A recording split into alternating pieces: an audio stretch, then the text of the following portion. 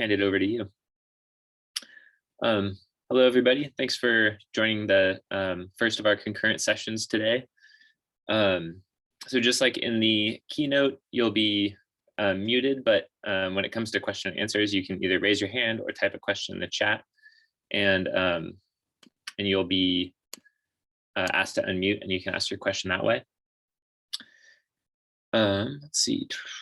At the end of each session, we'd really love it if you could give presenters feedback as much as possible. There's a link to a Qualtrics form for each presenter on the webpage where you can do that. And I think that's all of the administrivia. So without further ado, I'll introduce Claire Tortorelli from the Department of Forest Ecosystems and Society, here to give us our first talk for the day. Thanks, Graham. So I'm excited to share some of the research I've been doing focused on how plant traits and environmental stress interact to influence plant community invasion resistance to a recently introduced annual grass called Ventenata dubia. Oh, we're not going forward. Okay, so invasion resistance in plant communities is primarily influenced by kind of two major factors. The first being kind of elements of the plant community itself. So how are resources being uptaked or used? So competition between species in the plant community for those resources. And then those species interactions, so that's competition or facilitation. And the second is the environment. And here we're thinking more about what resources are available for plants to use and what is that environmental stress. So how stressful is this environment for incoming species? And first I'm mostly going to be focused on kind of the community resistance, how the traits and resource use are influencing invasion. And I'll be talking about two main hypotheses today about how that might occur. And the first one is the productivity hypothesis, and the second one is called the trait similarity hypothesis. So the productivity hypothesis is really pretty simple. It's indicating that just communities with more biomass, so more above and below ground biomass, are going to have fewer available resources. So if you see this square in the screen, the blue indicating kind of above ground resources and the brown indicating below ground resources, that could be sunlight above ground. Below ground, we're talking about nutrient availability and moisture.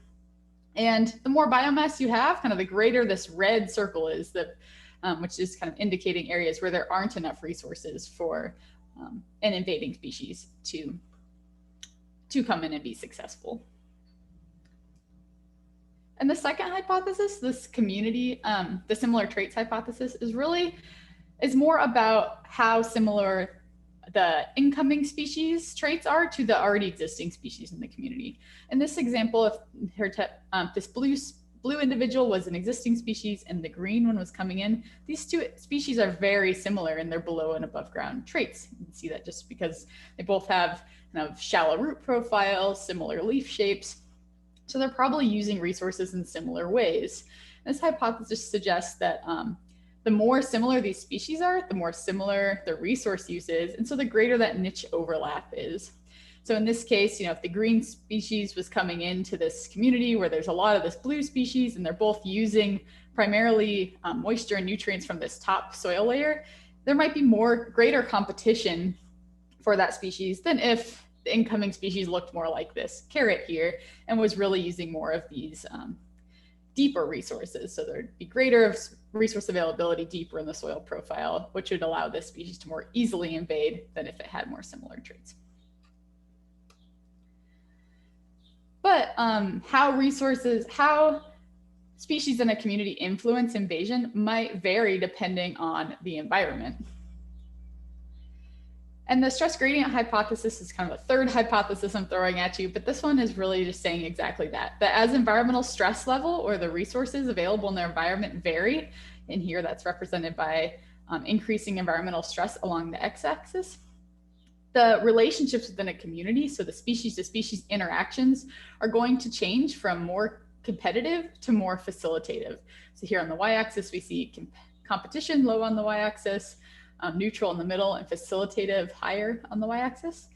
And if you follow this line, Starting in really resource-rich environments, we're going to see more competition because there's a lot of resources available. And so species there are really competing for those available resources, whereas where we increase stress and decrease the amount of resources available, we might actually see more facilitative interactions between species. And this might be a little counterintuitive. You say like, well, there's not that many resources available. There's probably really strong competition for those resources, which might be true. But if you are in a really stressful environment, say a desert, for example, where there's not a lot of moisture available, and you have a neighboring, let's say a bunch grass, which has a lot of above ground and below ground biomass, the litter from that above ground biomass, the leaf litter, might help increase moisture around the plant. Those deep roots might help pull resources, nutrients up from deeper in the soil profile to shallower in the soil profile, where maybe an invader might actually benefit from having more species around. And so we decided to test these hypotheses with a new invasive annual grass called Ventenata dubia. And I say new just because it's more recently introduced to the Pacific Northwest and kind of the United States in general, from its native range in Europe and North Africa. And since its arrival kind of here to the border of Idaho, Washington, and Oregon in 1950, it's since really just in the last 15 years heavily invaded both kind of grassland agricultural systems that are more productive, kind of shrubland systems that kind of moderate productivity, and really dry, we call these scablands or scab flat ecosystems that were historically very resistant to invasion and also just had very low overall biomass. And Ventenata is a species of primary management concern. And the main reason for that is because of how it influences fuels and fire in communities it invades, especially these scab flat communities where before Ventenata, there was not a lot of fuel connectivity. There's not a lot of, you can see there's just not a lot of vegetation in these communities. So imagine if a fire were to start in one of these scab flat communities prior to invasion, it's not going to go very far. Maybe it'll burn one shrub, but overall, you're probably we're not seeing a lot of impact of fire historically in these types of communities. But after invasion, it's clear now we see a lot of fuels, a lot more fuels, more continuous fuels. A fire ignited in this specific area might spread faster, might burn a larger area after invasion. And that's exactly what we're seeing in these invaded scab flat communities, where the invasion is actually facilitating fire spread, not only within the scab flat, but into the surrounding forested environment. And that has implications for biodiversity and wildlife habitat in these areas that really didn't evolve with fire. You know, many of these species are not adapted to recover quickly after fire. And many of these wildlife species depended on these areas for forage, might not have that, or habitat for, might lose some of this habitat with the loss of, for example, keystone sagebrush species that don't resprout after fire. This is also really important for fire management. Just gonna close this window. And access and safety zones, where areas that, I'm just going to show a short video here that's demonstrating how areas that were historically not invaded, such as these are uninvaded scab flat ecosystems that the smoke jumper is jumping into, would have even just the recent past or even currently where they're not invaded, stopping fire that are burning in the surrounding forests and preventing the spread across these scab flats into adjacent forests. And this is important for firefighter access to fires, for safety zones for firefighters. And you can see here, you know, this is an uninvaded scab flat, not a lot of fuels here. It's not going to be really any burning in these environments until the Ventenata invasion increases that fuel loading. So these are just examples of why this is a really high management, species of high management concern. So how do we manage these invasions? Well, kind of the first step is to identify areas that are most susceptible to invasion for prevention. So if we can identify areas that we think Ventenata is likely to invade, we might be able to kind of get a head start and eradicate it before areas look like this and eradication becomes really difficult. We also might be able to restore invaded areas, whether or not those are areas that are lightly invaded and we want to prevent further invasion, or already heavily invaded and we're looking for species that might, you know, do okay with the invasion. So maintaining biodiversity despite invasion. So to kind of get at these management incentives, or directives, we asked 2 questions here. The first one being, how do native species functional traits contribute to invasion resistance? And the second being, how does trait resistant relationships vary along environmental stress gradient? And to do this, I established a field experiment in the Blue Mountain ecoregions in the Ochako National Forest, kind of where this yellow dot is, and sampled plant communities across a productivity gradient consisting of 3 vegetation types. The wettest being and most productive being the wet meadows, and the driest and least productive being the scab flat communities, with low sagebrush steppes kind of falling in between. And within each of these vegetation types, I established small quadrats about 20 centimeters by 20 centimeters, and we called the vegetation that was present in those quadrats our kind of target community. So each one of those had slightly different species composition and composition of traits. And we seeded Ventenata into those communities to measure how well the plants in those communities could kind of fend off Ventenata. So what was the resistance of that community to Ventenata, to seeding Ventenata in a known quantity? A year later, came back, waited for Ventenata to grow. And kind of during that year, I also measured species cover in each of those communities and the traits for the major species in the communities, which is about 45 species. And for those species, I measured height, leaf nitrogen content, specific leaf area, which is the leaf area to leaf mass ratio, the root to shoot ratio, the root diameter, fine root to total root volume, and root length, to get an idea of kind of what kinds of traits do these community species have and how do those compare to Ventenata. And to measure exactly measure those community trait values and how they compare to Ventenata, we first computed a weighted mean trait value, which is just really the weighted mean of for each community for each of those traits. So for example, if this community here had kind of an average trait value of 8 centimeters after weighting by species abundance, and this community on the bottom had overall deeper roots, so let's say that community had a trait weighted mean trait value for root depth of 20 centimeters. And then to measure trait similarity, we compared those weighted mean trait values to Ventenata's trait values and just took the difference, the absolute value of that difference. So in this case, the absolute value of that difference for the first community is about 5 centimeters, and the bottom community is about 17 centimeters. So we'd say this top community, the 5 centimeter trait similarity, is more similar to Ventenata than this 17 centimeter community, the bottom community. Once we measured all those traits and species cover, then we harvested the biomass and separated Ventenata from total biomass. And where we had lower Ventenata biomass in the community, we considered these communities to have kind of greater resistance. And we modeled the data. So we modeled Ventenata biomass against all those community trait metrics, so similarity or productivity, which was total biomass. And we measured the fit of those relationships.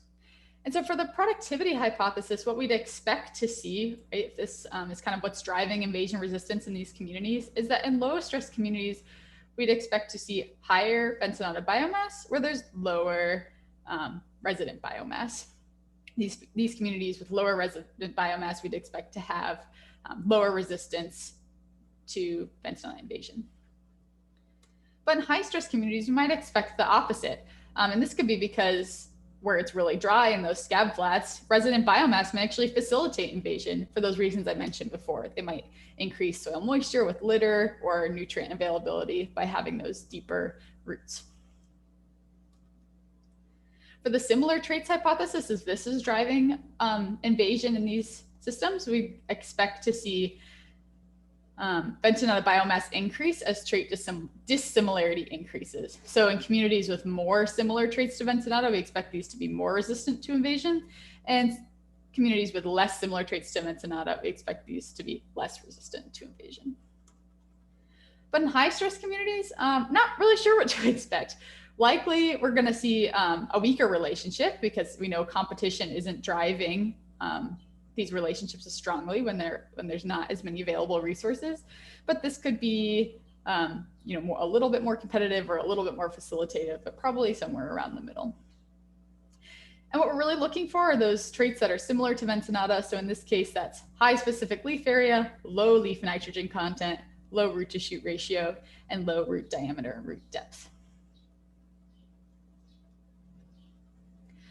So what we found was that we kind of found what we expected to see with Ventenata biomass decreasing as resident biomass increased, but really only in the wettest communities, in our wet meadow communities. And we saw kind of flatter, slightly negative, but mostly flat relationships in the scab flat and low sage steppe communities, although there was relationships were pretty variable.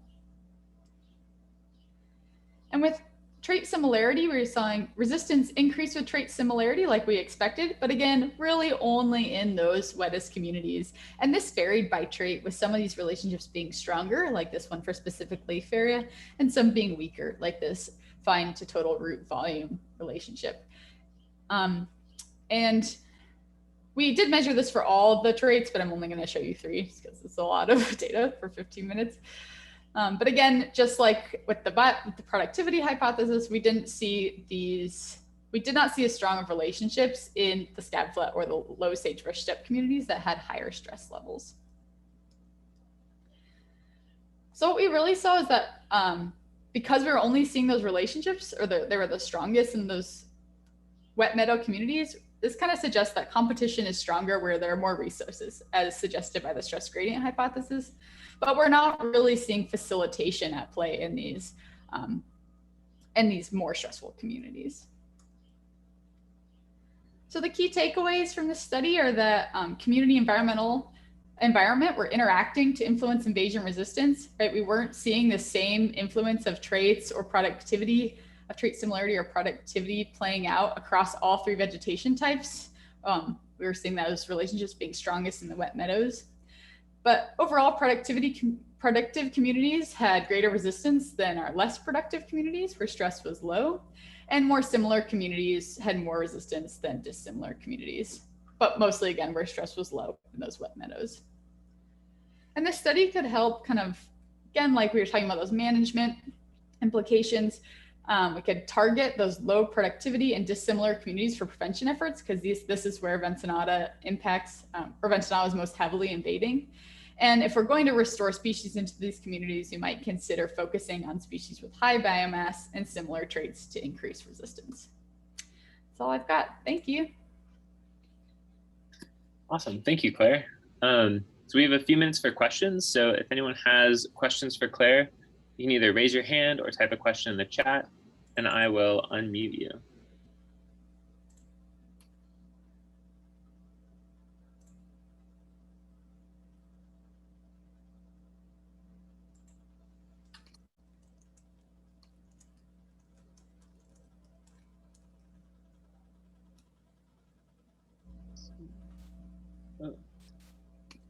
Yeah, I'm not sure if you can actually raise your hand on that participants page, but it looks like maybe Jacob has a question. I think Katie Kavanaugh has a question. She's got her hand raised and is unmuted.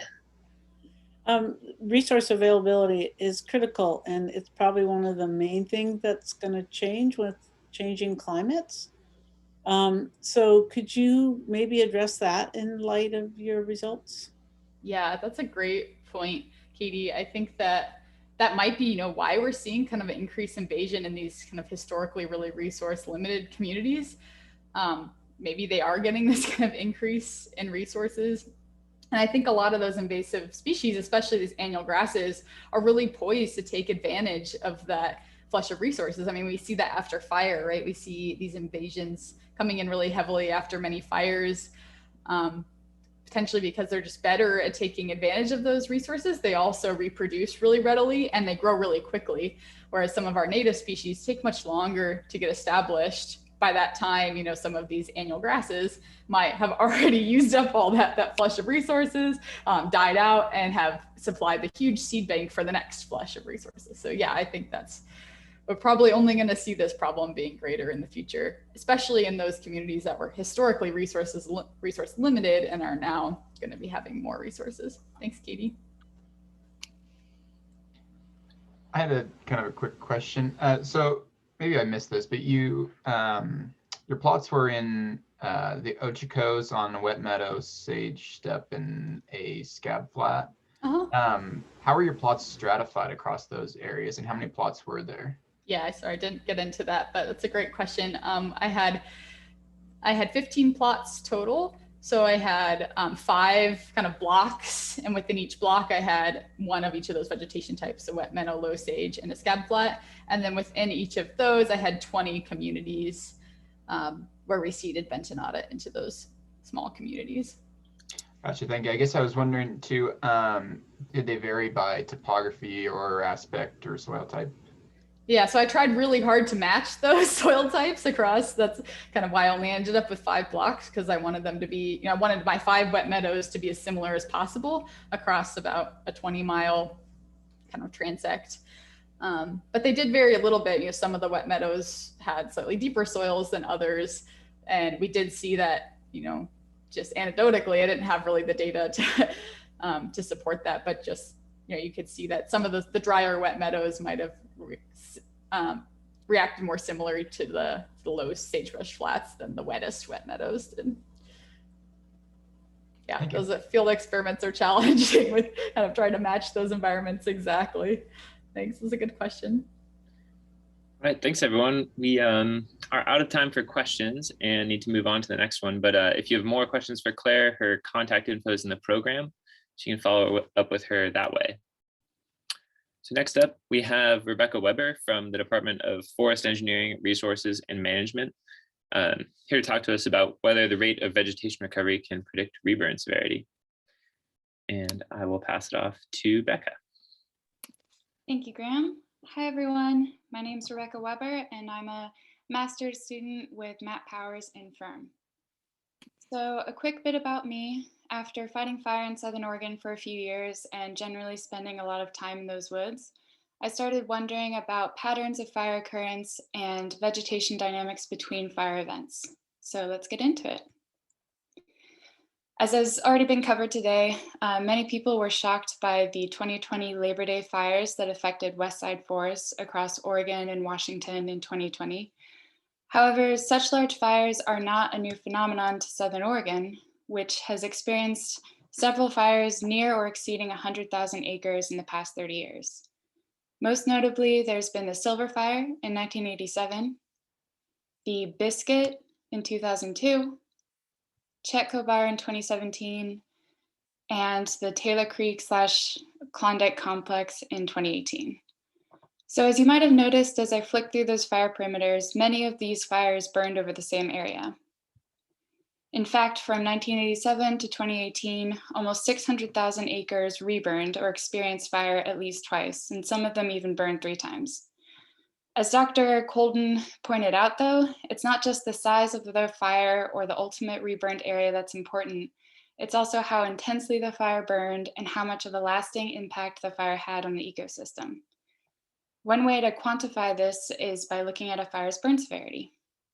So to be clear, burn severity refers to both the fire severity, which includes fire intensity and subsequent loss of biomass, as well as the ecosystem response, which includes the kind of vegetation that comes back after fire and the rate and amount of growth. So an easy way to visualize this is to look at change in canopy cover. This is the Chetco Bar burn scar 2 years after the fire. Here's an example of low burn severity, where there was a 0 to 25% change in canopy cover. This is moderate burn severity with a 26 to 75% change in canopy cover. And then this would be a high burn severity with greater than 75% change. Although honestly, this doesn't really capture the range of high burn severity because sometimes these areas can be completely nuked and just have charred sticks and bare ground afterwards. So interestingly, the burn severity of fires has changed over time. As you can see from this progression from the Silver to the Biscuit to the Chetco Bar, more recent fires have experienced greater proportions of high burn severity. This is really important because burn severity affects the condition and function of an ecosystem for many years following a wildfire, with cascading effects on hydrology, erosion, wildlife habitat, and of course, forest composition. Having a good understanding of potential burn severity allows managers to pre-plan fuel treatments to protect high-value resource areas and also informs active incident response. So research has already confirmed that topography, fire weather, and fuel structure and composition are major general drivers of burn severity. But I wanted to investigate whether the rate of vegetation dynamics between fire events also played a role by asking, is the rate of vegetation recovery 2, 5, or 10 years after a fire event an important predictor of reburn severity? By looking at changes in vegetation cover at time periods shorter than typical reburn intervals, I hope to illuminate whether managers can use rates of change in vegetation cover relatively soon after a fire event to inform pre-planning decisions for the next fire event. So some basic nuts and bolts. I was looking at the Rogue River Siskiyou National Forest and where it overlapped with the Klamath-Siskiyou ecoregion, which is shown in green. And then I further refined that to look at areas that hadn't been harvested, experienced any silvicultural treatments, or had any field treatments since 1986. And then further refined that to look at areas that had reburned between 1987 and 2018. I used random sampling with at least 200-meter spacing and ended up with over 10,000 points. So considering the large spatial and temporal extent of this study, I prefer a remotely sensed approach, meaning I use satellite imagery of the Earth's surface from the Landsat family of satellites, and then use the Landtrender algorithm to form stacks of images, one mean composite image per year, over the areas that had reburned.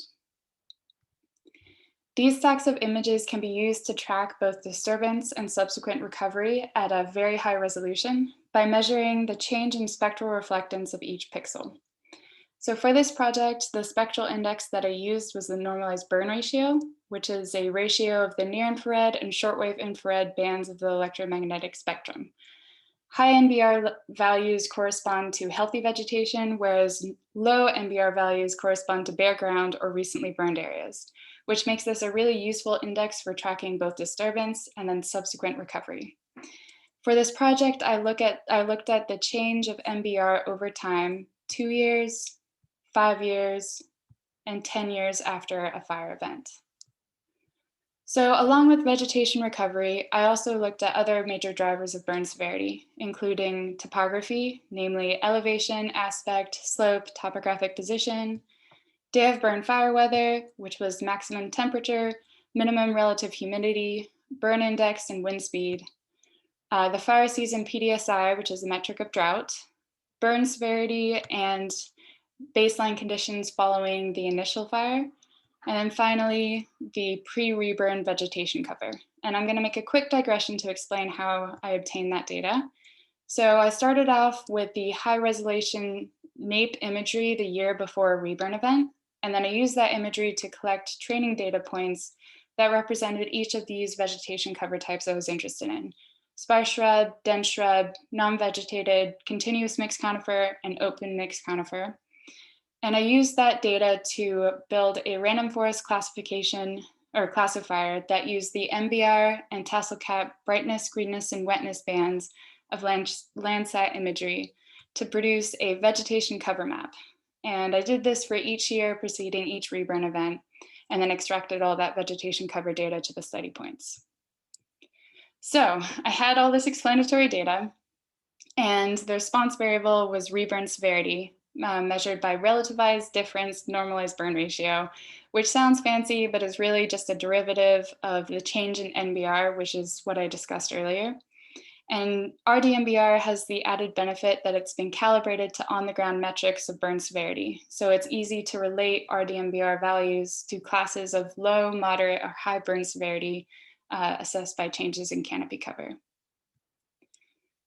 I fed all of this data into a random forest regression, which basically takes the explanatory variables, builds a bunch of regression trees, which are used to identify the important predictors for a given response variable. And again, for this case, it was reburn severity. Random forests are built using a training data subset of the total data set, and then their performance is validated on a testing subset of the overall data. For this project, I used an 80% training, 20% testing split. The random forests were built with 500 trees, and 6 different variables were tested at each tree. Due to high linearity between the vegetation recovery rates, I ran 3 separate models, one for each recovery rate. So some basic metrics of model performance. Each model represented the data fairly well. Just over 50% of the variation in the training data was explained by the model. For those of you who are familiar with linear models, this is analogous to an R-squared. And basically the percent variation indicates that the model adequately represents the data and isn't overfitting the training data. The out-of-bag error refers to the difference between what the model would predict for the reburn severity of the testing data versus the actual value. And 200 plus might seem like a pretty big number, but considering the RDMBR ranged from -400 to +1200, that's pretty decent. Also importantly, all of these metrics are pretty similar between different iterations of the model, which indicates that they're consistent with each other. So, which variables did the random forest say were important? The plot at the right shows the explanatory variables in order of their importance. As you can see, vegetation recovery rates consistently ranked between the most important and least important variables for random forests using the 2-year, 5-year, and 10-year recovery rates. Though of those 3, 10-year comparatively ranked the highest and 2-year ranked the least important. I also want to point out that across all the models, the 3 most important predictors were PDSI, initial fire burn severity, and pre-reburn vegetation cover, while the least important variables were reburn interval, aspect, and slope. So another output of a random forest is a partial dependence plot, which shows the average relationship between an explanatory variable and the response variable once all the other explanatory variables have been accounted for. So for example, here are the partial dependence plots for the 2- and 5-year recovery rates. Interestingly, higher reburn severity was associated with negative rates of vegetation recovery. This could be due to the fact that rates over shorter time periods capture delayed mortality from the initial fire event, which would contribute to the amount of coarse woody debris present on a site that then serves as fuels that can burn hotter for longer during subsequent fire events. On the other hand, the 10-year vegetation recovery rate shows a pretty intuitive relationship between increasing rates of vegetation recovery and increasing reburn severity. In other words, as more biomass is accumulating on a site, there's more fuel readily available to burn in a subsequent fire event.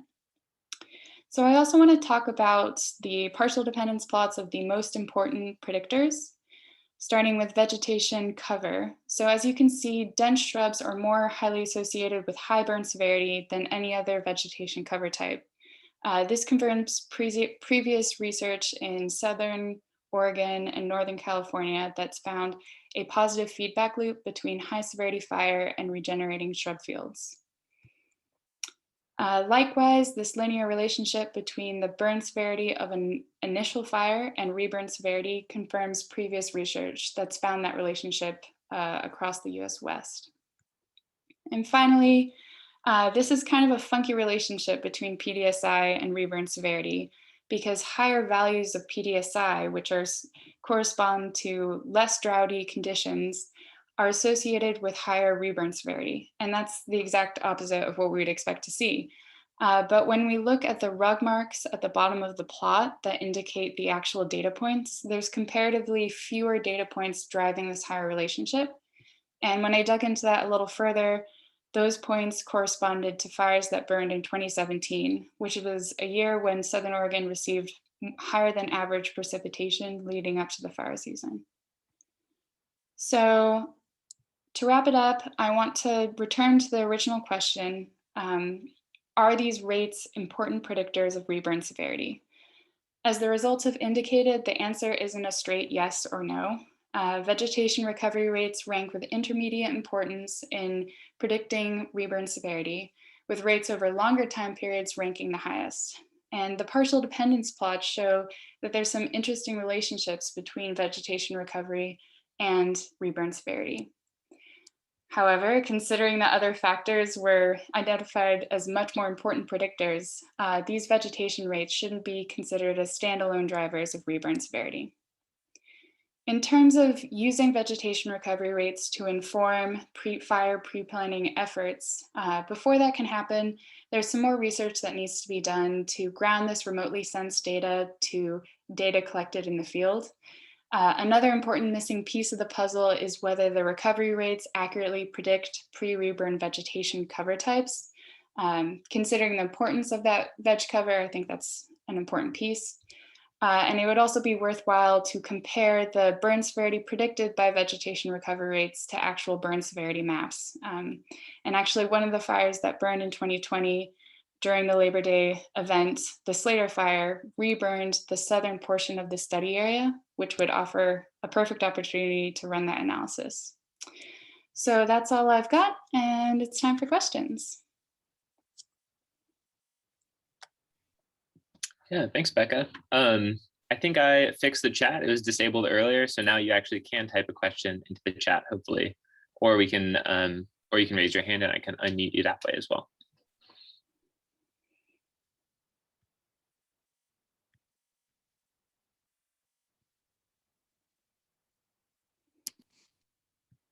So we have a question from Mindy. Yeah, hi Rebecca, great job.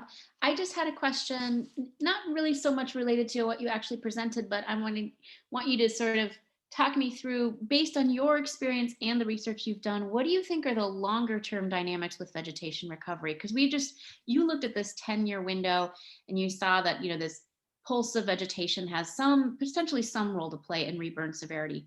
What do you think happens to that over the longer term? That's a really good question. And I think that's a topic of hot debate because you have these huge shrub fields with, very distant potential seed sources for conifers to reseed into an area. But you also have examples of delayed conifer regeneration where these trees are sheltered underneath the shrub layer. And then after some disturbance or some period of time, they managed to break through and reestablish a forest. So I think it depends on whether we have more fire burning through the shrub fields and encouraging more shrub regeneration versus conifer regeneration. And otherwise, I think it's a really long waiting game to see whether the mixed conifer forests really return. Good question, thank you. We have a question in the chat from Katie Nicolato, who's asking if you can please describe the main programs you used for data collection and for the random forest algorithm. Yes, definitely. So I worked heavily in Google Earth Engine, which has an awesome open repository of data. I also relied on some fire weather data from Meg Krawczyk's lab. And then developing the random forest classification to build the vegetation cover was also done in Google Earth Engine, but running the random forest regression was done in R. So I hope that covered it. Question from Katie Kavanaugh. To what degree can you extrapolate results beyond the vegetation complex that you studied?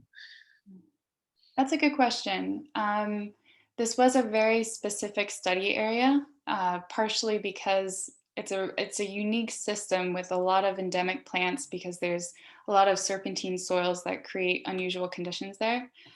So I think the same sort of process would have to be done on other forest types to really see if vegetation recovery rates are similar in wetter forests or areas with different species composition. But the same process could be run to see. One more question in the chat. Have you considered using your model to test for correlation as opposed to prediction? So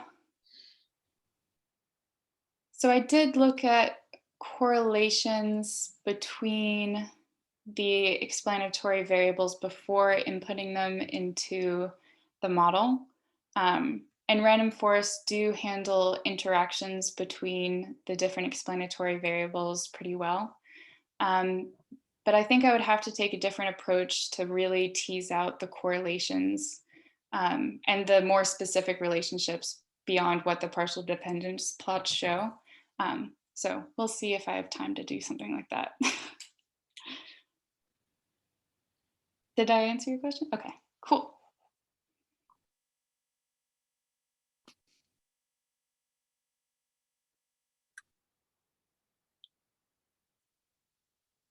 Right, looks like that's probably all the questions for now. Thanks a lot, Becca. Thank you, everyone. Right, let's see. Next up, we have Katie Wampler. Katie, would you mind sharing your screen, please?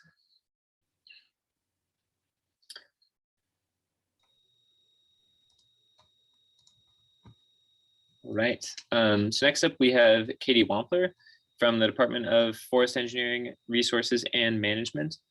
And she is talking to us today about predicting source water quality following wildfires using hydrologic modeling. Yeah, take it away, Katie. All right, thank you. My name's Katie. I'm in Firm, but I'm also in the Water Resources Science Department as well, which is why you're getting sort of a water themed talk now. All right. So what do you think of when you think about the effects of wildfire? This is what I used to think of before I started this research. But as I've worked through this research, I've learned that this is also an effect of wildfire. Rivers dark with sediments, flash floods and high water levels, clogged water intakes, reservoirs filled with sediment and debris, and toxic algae blooms. And these effects are really important because forested basins provide high quality water supplies to almost 1/3 of the world's largest cities and 2/3 of cities in the US. And wildfires can cause large and long-lasting impacts to our water sources. So what you're seeing here is a waterfall in Alberta, Canada, before and after a wildfire. And you can see that there's increased stream flow and increased sediment. And these are just the changes that we can visually see. Studies have also found increased metals, organic carbon, things like PCBs and PHAs. And these post-fire increases, water quality changes can cause water treatment challenges and increased treatment costs. So while the literature agrees that we do see these post-fire water quality changes, there's substantial variability in the post-fire response due to a broad range of drivers, such as fire characteristics like burn severity and area burns, climate like precipitation, temperature, and aridity, and catchment characteristics like slope, soils, and geology. So because these impacts are so variable, we wanted to better understand the range of these post-fire impacts using modeling. So specifically, we are using the Soil and Water Assessment Tool, or SWAT model. Now, SWAT is a basin scale hydrologic model which routes waters from hill slopes to streams, and it also models water quality, which is why we chose it. So just like a brief overview of how you build a SWAT model, just so we're all on the same page. So the model is built initially in GIS. And first you need a digital elevation model. You also need a land use GIS layer and a soil type layer. And using these layers, the model creates these things called hydrologic response units, or HRUs. And basically all these HRUs are areas within the model that should behave the same hydrologically. And then lastly, you need climate data to drive the water cycle in that model. So once you've built your model, then it needs to be calibrated. And this is done by adjusting parameters within the model so that the model best matches that observed data. And so this is just a sample of the model output where the model data is in red and the observed data is in blue. So with this study, we had 3 objectives. First was, what was the range of expected wildfire effects on stream flow and suspended sediment? Second, we wanted to know how post-fire stream flow and suspended sediment varied by season. And lastly, we wanted to know what landscape factors are contributing to that increased stream flow and suspended sediment post-wildfire. Our study areas were 2 watersheds in the Western Cascade Range in Oregon, the North Santiam and the Mackenzie watersheds. They're primarily forested basins, and they provide water for approximately 400,000 people, including the cities of Eugene and Salem. And so what you're seeing here on the right is a map of 35 years of fire history within those watersheds. And you can see that there is a history of fire, but it's been primarily in the upper reaches of that watershed. And as we have talked about already several times, we had some historic wildfires in 2020, which happened to burn this area that I was modeling. And so the North Santiam, 51% of that watershed burns, and in the Mackenzie, 19% of that watershed burned. And this is pretty unheard of previously, so just large proportions. And so because we had these fires, we are modeling the effects of these specific fires for 1 year post-fire to look at those water quality impacts. So before we get into the fire stuff, we first had to calibrate our model for just like baseline non-fire conditions. And so this is our flow calibration results. We use the Nash-Sutcliffe efficiency to determine model fit. And what you're seeing in this map here is each dot is a place where we calibrated for flow. And then the color of the dot indicates how good the fit was. So red dots indicate a poor fit, orange and yellow an acceptable fit, and then green indicates a good fit. So you might notice there's this region right here that we didn't do such a good job calibrating. And this region also happens to have high Cascades geology, which is a complicated geologic formation, and it has very complicated hydrology, which I think is why we had such a hard time calibrating that area specifically. And then this is our sediment calibration results. So you may also notice that these results do not look as good as our flow results. This is from a number of reasons. First off is that we had less observed data with which to calibrate. Secondly, any uncertainty that we're seeing in our flow results are going to be magnified in the sediment results. And lastly, suspended sediment is just generally more variable. However, even though it's not as good as flow, we were happy with these sediment calibration results. So once we had our model built, then we turned our attention towards modeling wildfire in our model. So first, it was really important to us to model that mixed severity burn pattern because, as I mentioned before, burn severity is an important driver of water quality response. So it was important to accurately represent that in our model. So to do this, we used GIS to assign a burn severity to each HRU within our burn perimeter. And so we tried to match the percent area burned at each severity as closely as possible. And we also wanted to match the general regions that burned at each severity as closely as possible. So essentially, you can see here in the North Santiam, it burned at a really high severity here. And so you can see in our model burn map, we also have high severity in that region. And this is just a look at the percent area burn for each fire for modeled and actual. So basically what you should take from this is that we did a pretty good job keeping those percent area burns accurate to reality. So once we had assigned burn severities to each HRU in the model, then we had to tell the model what to do at each burn severity. SWAT is an agriculture model, so it doesn't have any built-in fire functionality. So we kind of had to build this from the ground up. And so basically we took essentially this kind of conceptual model, very simplified, of a forest pre-fire, and then tried to adjust those parameters to represent kind of this conceptual model post-fire. And we did that by looking through the model documentation to choose parameters that we thought would change during the fire. And then also looking through the wildfire literature to determine how much those things were changing in general, and then based on fire severity. So we ended up with this list of parameters that we changed to account for those wildfire changes. And each parameter has a different value for a low severity, a moderate severity, and a high severity. So once we designed our fire simulation, then we needed to run our model. So we ran the model for both unburned and burned conditions. But since we're modeling into the future, we don't really know what the precipitation is going to look like in that post-fire year. And since, as I mentioned earlier, precipitation is also a driver of that post-water quality response, we wanted to test out a range of scenarios to try and really capture that range that we might expect to see. So to do this, we used historical precipitation data as like a potential data for the 1 year post-fire, so for the spread area. So we would take a year of the historical data and drop it into this blue box here, and we'd run the model. And then we would continue to do this. So you can see here, this is a bit of a drier year, and this is giving us that good range of values. And we continue to do this about 60 times for both watersheds, for both unburned and burned conditions. So now we're getting into preliminary results. I just wanted to stress that these are still in progress. And I also wanted to sort of orient everyone before we start looking at results. So I used two color schemes. On the left, you see the baseline or no fire scenario. And then on the right, you see the fire scenario. And so these are the colors that you'll see in the plots for those two different scenarios.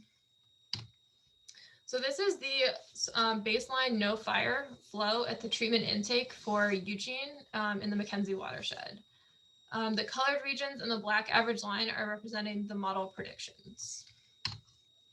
And the stars here are representing real field collected post-fire data from those 2020 fires. So in this case, the Holiday Farm fire. And in this circle, you can see that there are some flow measurements in the winter that are exceeding even those extreme baseline values that we would expect from the model. However, if we look at our fire predictions, there isn't a huge change in flow between the baseline and the fire conditions at this intake, but the real data is now falling better within that range of post-fire scenarios. Next, looking at the suspended sediment in Eugene, the scale is a little hard to see. So I've zoomed in a bit on the right so that you can kind of see it in a little bit better detail. And once again, you can see there's exceedances over the baseline conditions, even the extreme baseline conditions that we would expect without wildfire. And now looking at the fire scenario, you can see that those high sediment results are now fitting a lot better with that range of expected values. And now looking at the base no fire suspended sediment at the treatment intake for now Salem in the North Santiam watershed, you can once again see that there are exceedances, but they're not as extreme as the Mackenzie. And looking at the fire scenario, we actually don't see a lot of change in sediment at that treatment intake, but there is a little bit more variability in those sediment results, but overall not a huge change in magnitude. What I did find really interesting with these results is that in the Mackenzie, where our real fire data exceeded the baseline conditions by so much, we did see a large change in sediment in the model, in the fire model predictions. But in the North Santiam, where our real data is not exceeding the conditions by as much, we're not seeing much of a change due to fire, which to me, this suggests that we are representing the underlying fire processes pretty well. So next steps for the study, because we're clearly not done, are to examine the effects of different severities, precipitation, and seasons on the post-fire response at a sub-basin level. And we're going to be doing this using linear mixed effects models. And that's all I've got for you today. So I'm happy to take any questions anyone has.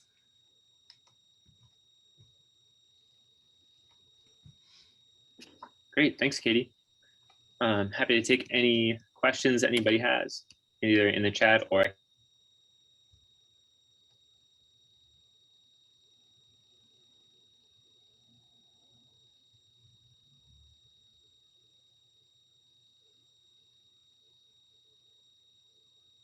Oh, and it looks like maybe there's the data, there's a question in the chat. The data sources for the calibrations we used a lot of data from eWeb, which is the Eugene water utility in the city of Salem doing their own water quality monitoring.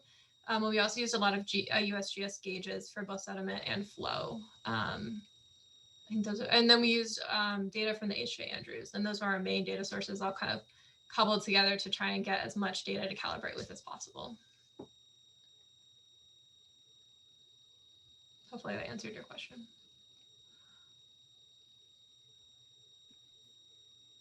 I was curious, it looked like a lot of the data was coming from sort of late fall and early winter. I was curious if a lot of the salvage logging operations in the area had started, and if that was something that's incorporated into your model or not. Yeah, so I am not monitoring, I guess I'm not super on top of what salvage logging they're doing, but we are not incorporating that in the model just because there's a lot of complexity already just trying to deal with the wildfire. And we have already simplified kind of post-fire conditions, which is why we're only modeling a year post-fire, because within the model, we're setting the parameters and leaving them. They're not recovering at all. And so it was just going to be too complex to try and build that into the model at this point. So yeah, I guess salvage logging falls into that.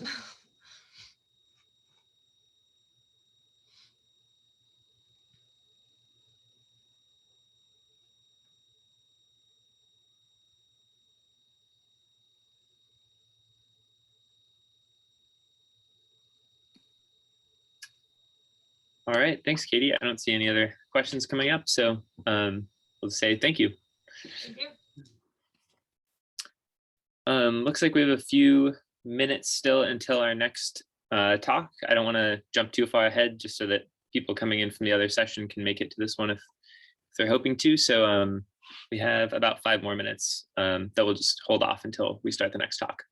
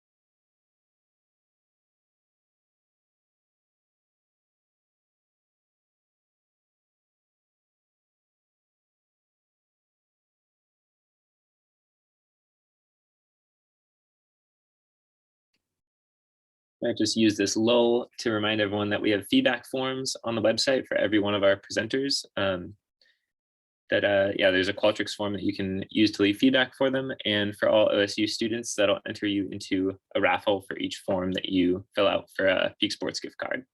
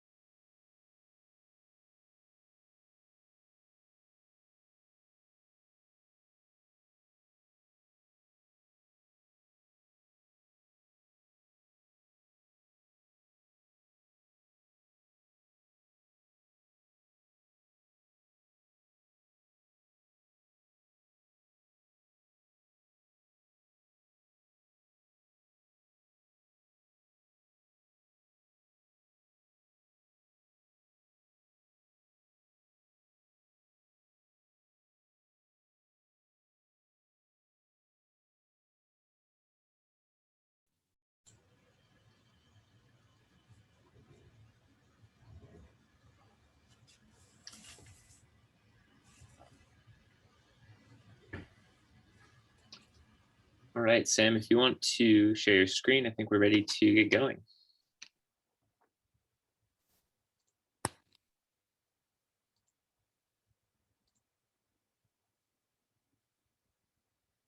All right, looks good.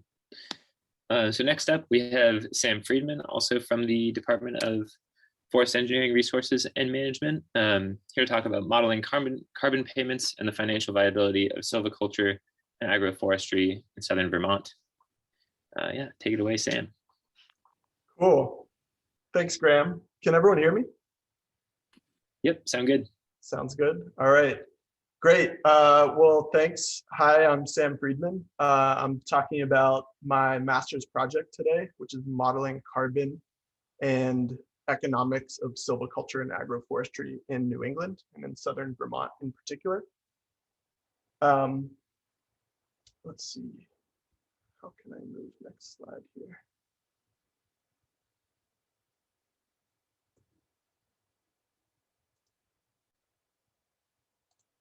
Okay.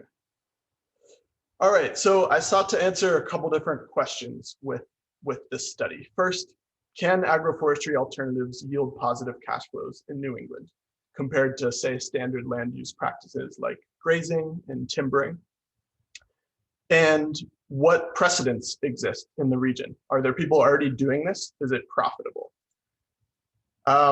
Second, how do carbon storage and sequestration compare between management alternatives over time? And with carbon payments, how could hypothetical payments, both as a reward for building biomass and as a punishment for removing it, affect profitability of each land use? And third, what system components work in terms of crops and management strategies and rotation ages? So the site is here on 42.5 acres in southern Vermont, near the New Hampshire border and the Connecticut River, which you can see in the screenshot. I used to live in this area, and a friend of mine asked me if I had his land, what would I do on the property? And I had this thesis to do, so I decided to try and answer his question in the proper way. So on the ground, the site looks like this. It's a classic young northern hardwood stand with larger 10-inch diameter sugar maples, small beech and red maple in the understory. Site has northeast and northwest aspect with 10 to 50% slopes, so pretty steep, and very rocky soil down to glacial till. So to do this, I first selected 10 different scenarios to model and project over time. And the goal here was to include a nice representation of conventional and unconventional land practices. Along the way, some were thrown in the trash bin, others were added to the mix. So I'll just go through them quickly here. First is maple sugaring on a 100-year time cycle. I modeled a tube system rather than buckets on existing sugar maples. 50% of US maple syrup comes from Vermont, actually. So I wondered, is a sugar bush profitable on 40 acres instead of some of the bigger operations? Forest farming on 6-year rotation of American ginseng and shiitake mushrooms on only 2 acres of the 40. This was kind of a curveball scenario that I included, cutting down 20 acres and installing a 6-megawatt solar array over 30 years.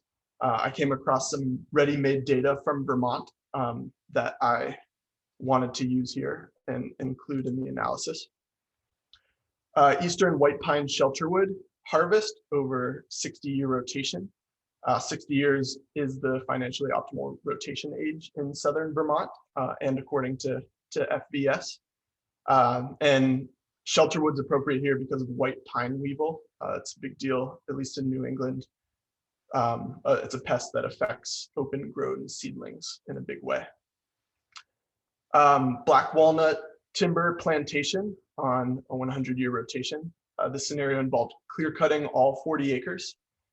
Black walnut commands really high prices per 1,000 board feet, but this is at the top of its range geographically, so it grows pretty slowly. I was curious to see how it would perform here. Black locust for timber and fence posts, also clear cutting all 40 acres and replanting on a 50-year rotation. And this species takes a lot of flack. It's actually illegal to plant in many states, but it's got so many assets. It's a nitrogen fixer, pollinator, it's drought tolerant, has really nutritious leaves for livestock. And the wood is incredible. It's as dense as hickory with more rot resistance. It doesn't even need to be pressure treated outside. Managed grazing, rotational mob grazing of 15 beef cattle on 100-year rotation, including cost assumptions like tractor, mower, trailer, fencing, and methane emissions were incorporated into the carbon accounting for all grazing scenarios. And then finally getting into more of the agroforestry scenarios, white pine silvopasture, same shelterwood management, shade tolerant grasses like fescue and orchard grass, 60-year rotation. The idea here is to receive short to medium term revenues from cattle while the timber crop matures over time. Black locust silvopasture, 50-year rotation, and then the combo with half the acreage clear cut for black locust and half shelterwood for white pine. So these are the 10 scenarios I modeled and projected over time. I spent a lot of time digging into the literature on hypothetical costs and revenues of each product. So this is what a lot of my spreadsheets look like on the inside. You can see they include, they're pretty granular, including initial seed and site prep, equipment, amendments, NRCS grants, property taxes. So after I generated all those cash flows, I input the scenarios and the prescriptions into FBS, and I estimated harvest revenues, carbon accumulation or release. For maple syrup and forest farming, I projected the current stand conditions, which I surveyed last year. So after projecting the stands in FBS, I input everything into Excel and did some capital budgeting and discounted cash flow analysis to compare economics on a per acre basis. These were the two, I actually used the first two primary metrics, which reflect the time value of money. So money today is more valuable than money tomorrow. In forestry, we understand this. But I did have some trouble calculating IRR in Excel and actually didn't use it for this study. So if anyone has experience in calculating IRR in Excel, let me know after. Just to go over a couple assumptions as part of my model. First, carbon storage, sequestration, and emissions were accounted for on a total stand scale, not just above ground biomass. And I did this because I wanted to better compare timber and grazing, which sequesters a lot of carbon in the soil. I used a $20 per ton CO2 equivalent value, which is around what California's cap and trade program is right now. However, the social cost of carbon has been said to be almost 50 tons per CO2 equivalent.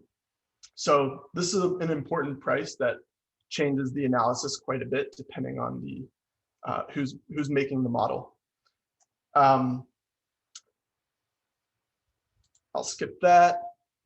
I used a pickling factor to basically say 50% of the carbon in the harvested timber will be sequestered over time in wood products and building materials.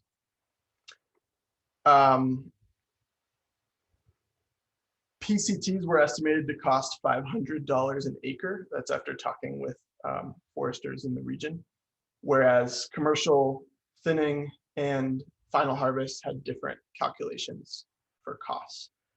I used a 4% discount rate and then did some sensitivity analyses afterwards to test each variable. So to get into some of the results, I think I'm doing okay on time. First, some of the outliers. there were two of them that were in a league of their own in terms of profitability. And they were the solar array and forest farming by far. The solar array requires an initial investment of $4.5 million. So not something any of us could do without serious financing. And it has an average net revenue per acre per year of $40,500. And that's from electricity sold back to the state grid. And it levels off between ages 6 and 15 as the initial loan gets repaid, but then just rages for a long time. And similarly, the carbon stocks, which I defined as, or they're in the form in this case of fossil fuel emissions prevented, are also increasing linearly over time. Forest farming also had really positive net cash flows. American ginseng takes 6 years to mature, and after that, the roots are harvested and sell in Asian markets for stupid money. So each acre produces 320 pounds at full productivity, but even at 20% productivity, net present value is $10,000 per acre after 2 years, and carbon stocks are similarly increasing in a big way. This is a quick snapshot of NPV and LEV values across all scenarios. You can see that most of the scenarios you can't even see on the bar chart. And all values are negative except solar, forest farming, and black locust timber, which is only barely positive after 50 years. Maple sugaring is unprofitable on 40 acres, it turns out, until economies of scale are reached at 3,000 to 4,000 taps, depending on the Brix value or the sugar content of the sap. However, it becomes profitable if you're receiving carbon payments, which profitability happens at $8 per ton. So when comparing the actually comparable scenarios, only 3 have positive cash flows: black locust timber, black locust silvopasture, and the combo silvopasture. But as you can see looking at the table, NPVs and LEVs are negative or near zero when the time value of money is accounted for. As far as profitability with carbon payments goes, essentially, I found that any scenario that cuts a lot of trees in the short term pays a heavy premium that can't be compensated for with long-term carbon sequestration.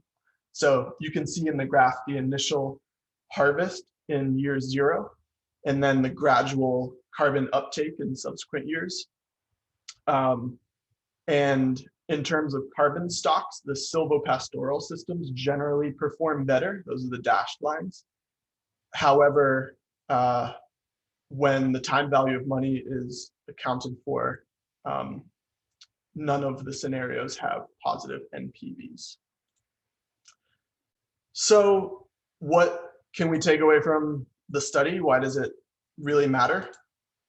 Well, heavy cutting in the short term has a severe carbon cost. I conducted these sensitivity analyses showing that in the red boxes, this is carbon price by discount rate, that only white pine silvopasture and the combo silvopasture have positive NPV values when the carbon price is more than 0.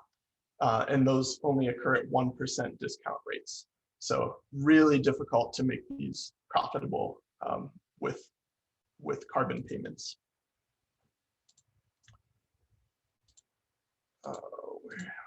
Okay, so as a result, it's wiser to convert pasture rather than forest into silvopasture. And the site matters. Some harvest yields in FBS were a bit lower than some of the projections I saw in the literature, particularly for black walnut. So the site aspect and slope probably had something to do with that.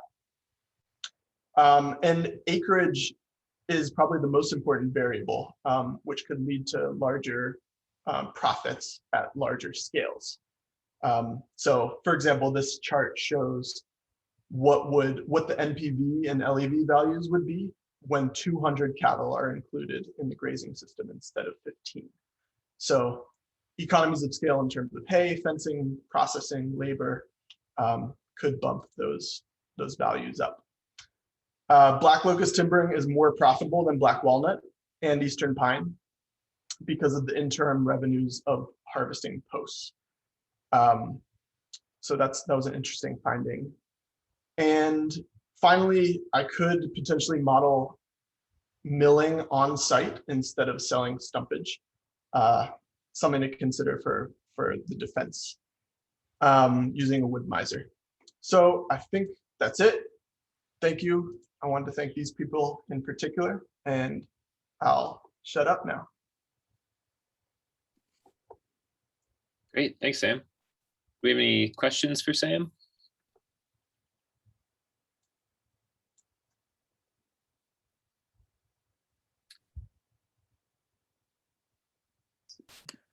Looks like we have a question from Mindy. Hi, Sam. That was really interesting. Thanks for doing that. I have lots of questions, but I'll start with just a couple. How did you decide on 4% as your discount rate? I saw some of the other literature that tested 4, 8, 10, and I also tested a variety of values, but 4%, most of the NPV and LEV values were negative at 4%. So I knew anything higher wouldn't have produced different results. Mm-hmm. I was just curious if it was related at all to the type of landowner you were modeling, because you're modeling basically a small woodlot owner. So I was curious if that influenced your decision at all. And it was interesting to me that Eastern white pine shelter wood, so I spent 6 years in Maine, full disclosure, which is it's very common silviculture system there, was so negative, but it's all about the conversion cost, right? I mean, that's what really hammered those timber systems, was you had this big upfront cost. Right. Yeah, especially with the carbon payments. But you're right. It's a lot of leverage and energy to convert northern hardwoods into a white pine system. And we're probably better off just working with what species are there, including the maturing sugar maples. Yeah. Sam, I was wondering about some of these. You chose a bunch of different scenarios, and I was wondering if you could just talk a little bit more about like what went into choosing those different scenarios. In particular, just piggybacking off of what you and Mindy were just talking about, like you have this somewhat mature stand of sugar maple already, and is there a market for that timber there? I was wondering if you thought about that at all. Yeah, there is a market for that timber. I consulted with a few different foresters in the region, and they said, here's what you should model. Here are the primary timber systems that are in place in this region. White pine and black walnut and black locust all fetch higher prices per 1,000 than the hardwoods that were there. So that was a factor in my decision making too. But a more influential variable is the time between planting and harvesting and the time value of money than the price per million or per 1,000 board feet.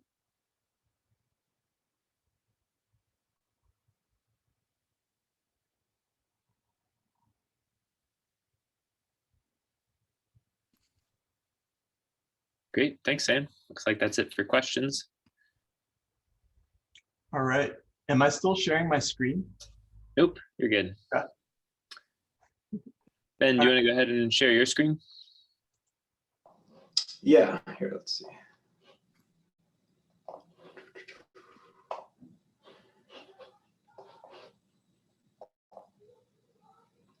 There we go. Do we see the right screen? That looks good there, yeah. Cool. Yeah, so for our last talk of this session before the lunch hour and poster session, we have Ben Rushakoff with the Department of Forest Engineering, Resources, and Management, talk about, I guess, continuing this theme of economics, Oregon's preferential forest property tax programs. So yeah, take it away, Ben. Great. Hi all, I'm Ben Rushakoff, and I'm presenting just a slice of my master's research on Oregon's preferential forest property tax programs as they relate to small private forest land owners in Western Oregon. I'm going to start by describing where those landowners are, the programs that they can be enrolled in, the survey methods I used to answer one of my research questions, and then one of the models that I specified that focuses on factors affecting tax program enrollment decision. So over half of Oregon is forested, and a majority of that is national forest land. That's that blue that's in there. However, family forest lands or non-industrial private forest lands, those cover 12% of Oregon's forests. And as you can see here, they occupy a different part of the landscape compared to the other forest land owners. They're generally at lower elevation and kind of serve as a transition zone between ag or low density housing and that higher elevation national forest land, industrial forest land, and other kinds of ownership. Because of their unique space in the state, they care for some really unique habitats, specifically Oregon white oak. Only 1% of Oregon white oak habitat is on publicly owned land, and a lot of it is on these NIPF lands. So when I say NIPFs, I'm talking about these small family forest landowners, small family trusts or companies that own between 1 and 5,000 acres. But because of their unique place in the state, they also have some threats, especially the development to non-forest uses. So here's an image from Klein et al. 2004 projecting urban development and expansion and low density development and expansion. And you can see that by 2055, we're expecting quite a bit of forest land conversion to non-forest uses, specifically into that low density development. So in addition to the development to non-forest uses, the average age of a forest landowner is 65 years old, and there's this intergenerational land transfer coming where children who are set to inherit the land may not want to actively manage or own that land as well. And with the increasing shortage of loggers and mills, there's an increased cost of actively managing forest land and being able to generate an income from that forest land. So in recognizing the value that these forests provide all Oregonians, there's a set of preferential forest property tax programs in the state. And what those do is those tax forest land as forest land instead of as their like alternative uses, or especially those highest and best uses for those lands, which may be low density development or vineyards or kind of other kinds of land use. Especially for those small landowners, there's the small tract forest land option, which instead of being taxed at 100% of your special forest land assessment, you're taxed on 20% of it. And landowners can elect to be in that program. To be in the program, you need to own between 10 and 5,000 forested acres in the state. And if you're in the program, you pay this STF severance tax when you harvest timber. And that severance tax is in addition to the forest products harvest tax that everybody pays when they harvest timber.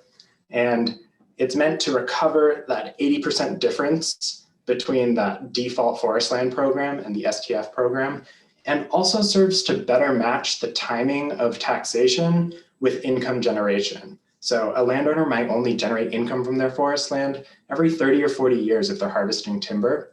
So better matching the time that they're paying their like annual property tax with the moment that they're finally generating income from their land is just there to make long-term forest land more economically feasible for these small private forest landowners. However, we have this STF program in the state and we just don't really know much about it. We don't know who's in it. We don't really know how they're acting. We don't know why they're in it. And I have a number of research questions, but for this presentation, I'm really just going to focus on what factors are associated with landowner enrollment in that small tract forest land program. And better understanding those factors will help inform additional efforts to bring more landowners in, understand how they're engaging with the program, and just take one look at how these programs are functioning in the state. And people have asked this question before, but all over the place, mostly in the Southeast and Eastern US. And what they found is that there's some really regionally specific and program specific factors that are associated with landowner enrollment in these PFPTPs, or preferential forest property tax programs. And Oregon is notably missing from this chart. But for example, find that having a college education was positively related to enrollment in Vermont, but was not significantly related elsewhere like West Virginia or Massachusetts. So for my study, I did a survey, and my population of study was the Oregon Small Woodlands Association, or OSWA. And OSWA is a member-based organization of landowners with 1 to 5,000 acres, provides its members with educational materials, tours, spaces for idea sharing and collaboration, and also serves as a voice for small landowners, or these NIPFs, in state legislature. So as all those things are true, I chose them for a number of reasons, one of which is that these tax programs are pretty complex and also kind of discrete. You might not know that you're in a tax program. So I wanted to survey folks that were most likely to know that they were in a program to begin with. That being said, my results do not extend beyond the OSWA population. They are a hyper-educated, hyper-engaged group of landowners. And while they're most likely to know about these programs, they also do not represent all the other kinds of landowners in the state. So I sent out a questionnaire which asked about ownership details, asked them what program they were enrolled in, land management they had been taking, and some concerns, attitudes, and demographics.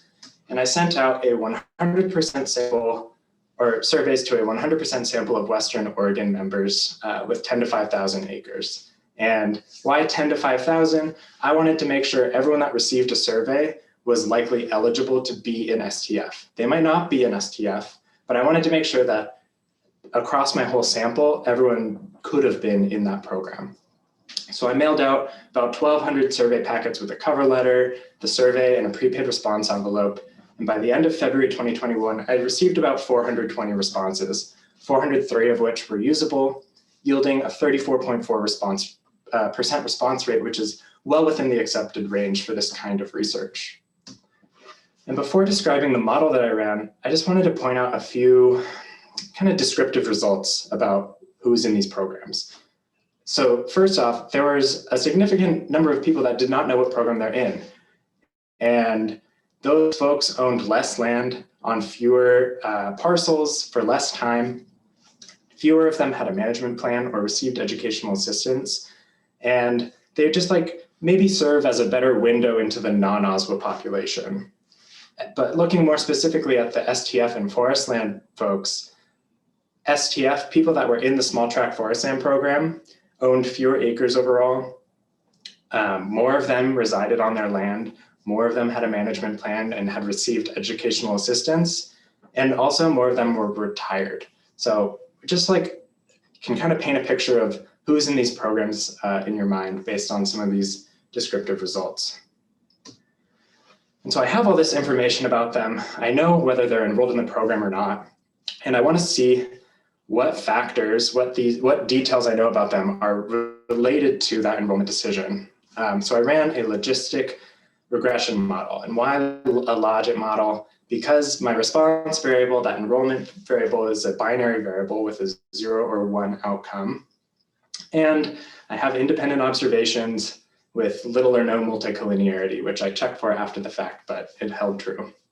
And how these work is I have my independent variables on my x-axis. I just have age here for 1. And then I have all this information about whether they're enrolled or not enrolled.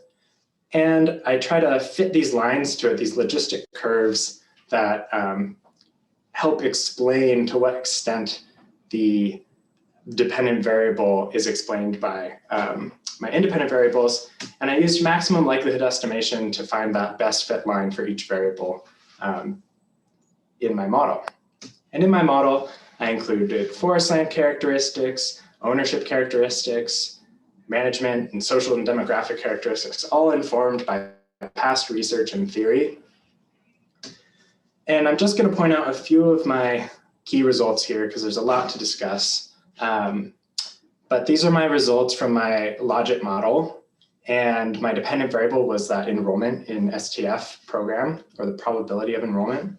And what I found was that holding all else constant, if a landowner received educational assistance through tours or publications or workshops, they were 21% more likely to be enrolled in the STF program than someone that did not receive it. Similarly, that income assist variable represents whether a landowner deducted management costs from their income taxes. And to me, that not only means that they did some active management or had a management cost to deduct, but also that they have sort of like tax literacy, or they understand how to use taxes in other ways. They're more likely to know about and use property taxes too. I found that folks with higher income or income over 50,000 in annual household income were less likely to enroll.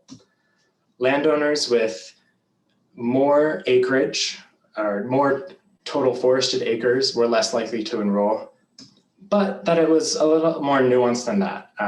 With this interaction term with multi-parcel ownership, I found that holding the acreage constant, if they owned that across multiple parcels, they were slightly more likely to enroll than someone that had all of that acreage in one parcel.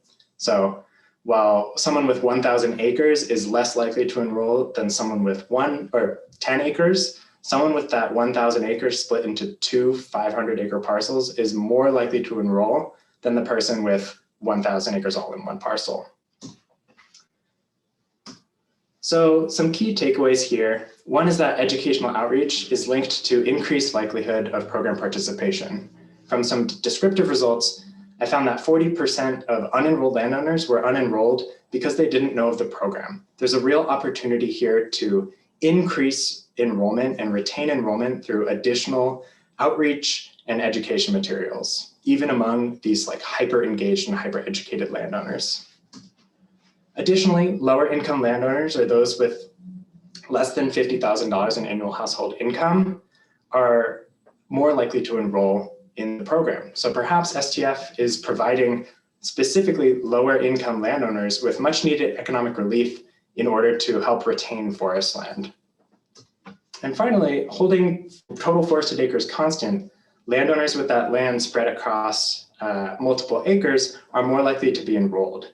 And if we think more broadly, how smaller parcels are closer to developed areas, and that like parcel size generally just gets smaller and smaller and smaller as you near a developed area or an urban area.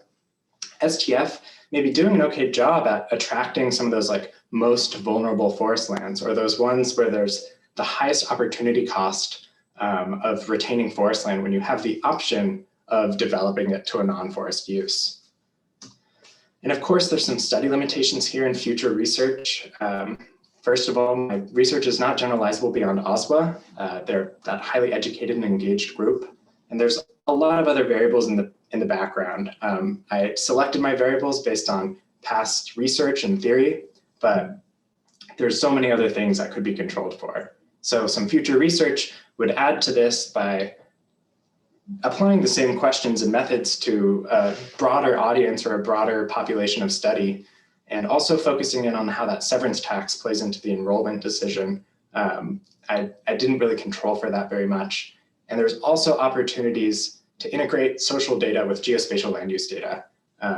As for like confidentiality things, I was not able to have the actual parcel information for respondents, but that would be a really if their like geographic location and geospatial information is also linked to enrollment decisions. And with that, I'll open it up for some questions. Great, thanks, Ben.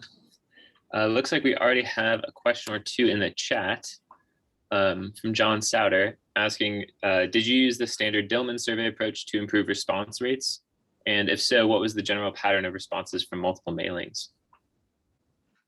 Yeah, so I only had time and budget for one mailing, but I did used the Dillman method in the sense that I was really strategic with my survey in asking like easy questions first, things to get folks thinking about their forest land before digging a little deeper into opinions about tax programs, and followed his method with the cover letter and prepaid response. But I did not have the resources to do multiple mailings. And that is something that could have made it even more robust. But. And then another question from John. Is there a correlation between STF enrollment and forest management, such as thinning? Actually, there was not. So I had a lot of information about the forest management actions that they've done in the past and the ones that they plan in the future. And what I found was equal proportion of respondents in each program had performed clear cuts in the past 10 years, performed commercial thinning, pre-commercial thinning. The only difference in management that I found, statistically significant difference in management that I found between folks in the two programs, was that people in the STF program, a higher proportion of them had removed invasive species over the past 10 years. But other than that, I had like a list of 10 management actions, and respondents, an equal proportion of respondents in each program had performed those. One thing I think would be great in the future, and something that I wish I had done, was ask more about the intensity of that management. I didn't know about like size of clear cut or acres of commercial thinning performed. So I think that's another area for growth. A couple more questions coming into the chat. One from Rebecca Weber. Would property value, as in the market price, be one of those confidential factors attached to the parcels? Yeah. So property value is definitely attached to that parcel information, and it's also not something I asked in my survey.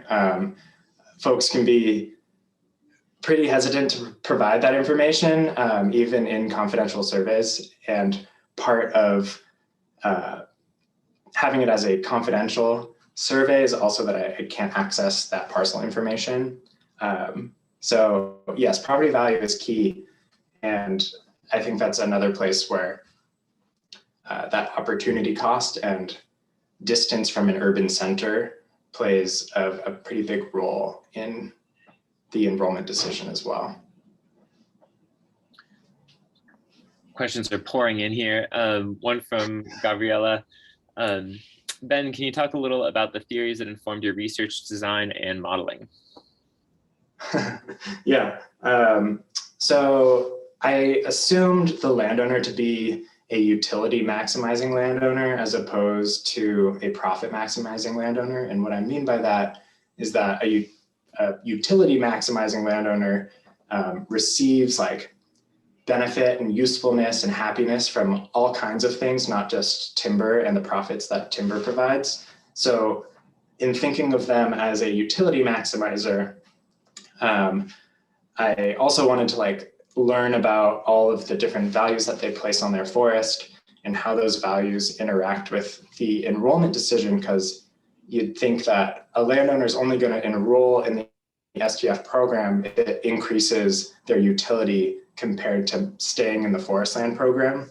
So I wanted to like see all the different things that factor into that utility maximization framework, while also realizing that there's a randomness element to it, that it's unknown to the researcher what all factors into a landowner's utility function, their personal utility function. We've got one sort of comment and then a question, and then I think we'll log off. But Mindy says, your findings and conclusions related to the importance of the program in possibly protecting most vulnerable parcels to development is really important. And on kind of a similar note, John Souder, compared to other states, it's difficult to convert forest land to other uses.